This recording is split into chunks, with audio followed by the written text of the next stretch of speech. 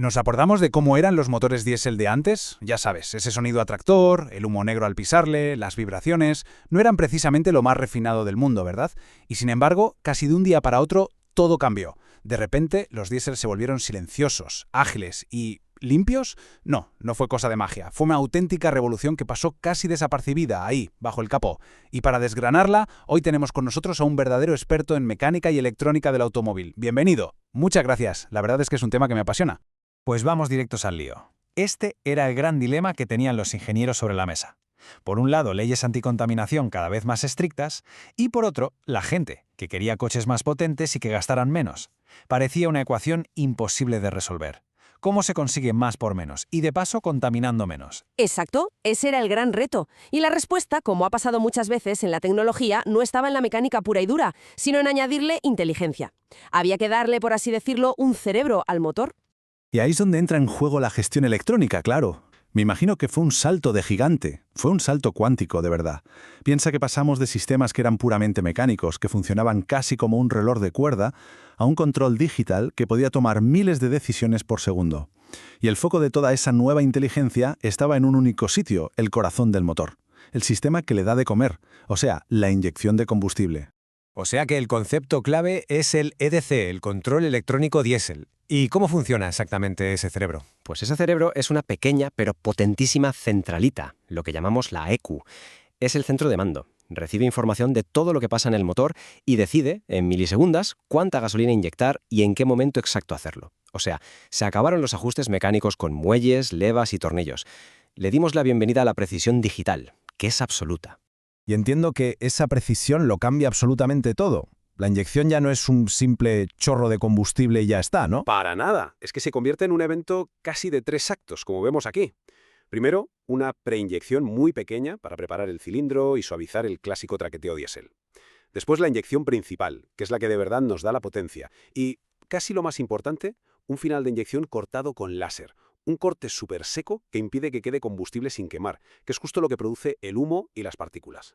Esta nueva capacidad de control abrió la puerta a dos grandes escuelas de pensamiento, dos filosofías que lucharon por dominar el mercado, y seguro que sus siglas nos suenan a todos, TDI y HDI. Vamos a analizar este duelo de titanes. Sí, fueron dos maneras muy distintas de buscar el mismo objetivo, la inyección perfecta. Venga, pues empecemos por el sistema que popularizaron marcas como Peugeot o Citroën, el HDI, que técnicamente se llama Common Rail. Es que la idea que hay detrás es brillante, de lo sencilla que parece. Se preguntaron, ¿y si separamos la tarea de generar la alta presión de la de inyectar el combustible? Y bueno, pues eso es el Common Rail. Justo lo que vemos en este esquema. Hay una bomba, un conducto común y los inyectores. ¿Nos puedes explicar qué hace cada parte? Claro. La bomba de alta presión, la de la izquierda, está funcionando todo el rato para llenar ese conducto común, el rail, que funciona como un acumulador. La presión está ahí, almacenada y lista para usarse. Así que los inyectores solo tienen que esperar la orden de la centralita para abrirse. Es como tener una pistola de agua a presión siempre cargada, solo esperando a que aprietes el gatillo. Clarísimo. Ahora vamos a la acera de enfrente, al equipo liderado por el grupo Volkswagen, el TDI.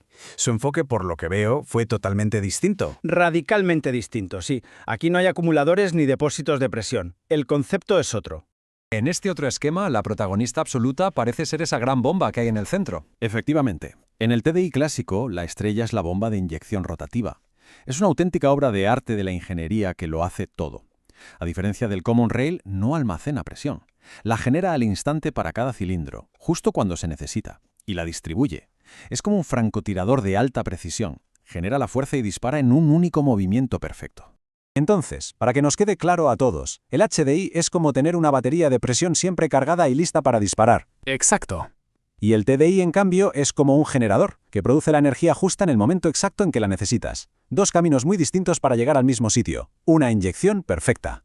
Pero claro, ¿cómo saben estos sistemas qué es lo que tienen que hacer? Ni la bomba TDI ni el rail del HDI deciden por sí solos. Necesitan a ese cerebro, la ECU, la centralita que comentabas antes. Y ese cerebro no puede trabajar a ciegas. Necesita todo un sistema nervioso, una red de sensores que le chivan qué está pasando en el motor en cada milisegundo. Es como si fuera un piloto de carreras con telemetría en tiempo real. ¿Qué tipo de datos recibe esa centralita? Pues imagínate, está constantemente bombardeada con datos de sus sentidos, los sensores, cuánto se pisa el acelerador, a qué revoluciones gira el motor, cuánto aire está entrando, está frío o caliente. Cada uno de esos datos es una pieza de un puzzle que tiene que resolver en un instante para tomar la decisión perfecta. Y aquí tenemos a dos de esos chivatos clave. A la izquierda, el medidor de masa de aire, el caudalímetro. Que es como la nariz del motor, vamos, mide cuánto respira para calcular la mezcla perfecta. Y a la derecha, el sensor del pedal del acelerador. Que básicamente traduce la presión de nuestro pie en una orden digital para la centralita. Quiero más potencia o ahora más tranquilo. Vale, ya tenemos el cerebro y los sentidos. Una vez que la ECU lo ha procesado todo y ha tomado una decisión, necesita músculos para ejecutar esas órdenes. Esos son los actuadores. Son los que convierten las señales eléctricas del cerebro en acciones mecánicas reales. ¿Y cuál dirías que es el músculo más importante de todo el sistema? Sin ninguna duda, la verdadera estrella es el inyector. Es la pieza final que recibe la orden eléctrica de la ECU. Su trabajo es abrirse y cerrarse en un parpadeo para pulverizar el combustible. Y es tan sofisticado que puede abrirse solo un poquito para esa preinyección suave y luego abrirse del todo para la inyección principal. Es lo que consigue esa combustión tan perfecta. Bien, ya hemos visto el cerebro, los sentidos y los músculos. Todo este sistema trabajando en perfecta armonía. ¿Para qué? ¿Cuál es el resultado final de toda esta complejidad? El resultado es la capacidad de hacer cosas que antes, con la mecánica, eran simplemente impensables.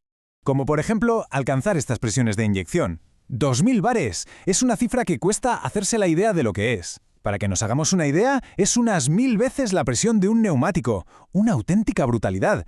Y esa presión tan bestia es la que permite pulverizar el combustible en gotas microscópicas, que se mezclan con el aire y se queman de forma casi perfecta.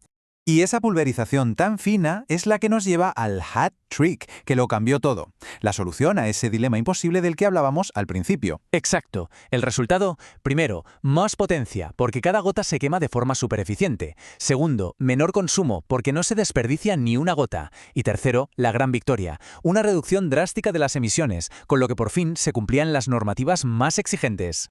Presentador, al final parece que todo se puede resumir en una sola frase. Es que es el mantra de la ingeniería diésel moderna. Inyectar la cantidad correcta en el momento preciso y a una presión altísima.